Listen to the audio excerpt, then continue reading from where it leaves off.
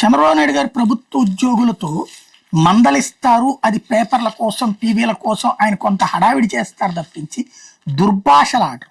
ఆయనకి ఆ జ్ఞానం ఉంది, సంస్కారం ఉంది, సభ్యత ఉంది.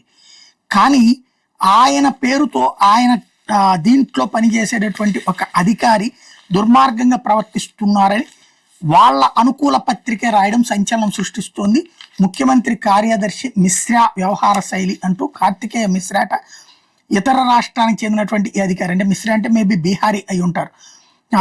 ఆ అధికారి ఇప్పుడు కలెక్టర్ బాలాజీ, కృష్ణా జిల్లా కలెక్టర్ని కావచ్చు, లేకపోతే కనుక ఐపీఎస్ ఎస్పీ విద్యాసాగర్ నాయుడులని చాలా దారుణంగా కృష్ణా కలెక్టర్ ఎస్పీల మీదన ఏదో బంట్రోతులు లెక్కన నువ్వు సరిగ్గా నుంచోడా, నీకు జాతి కాదా, ఏంది నీ షూస్ అంటూ షూస్ కొని పంపించాడట.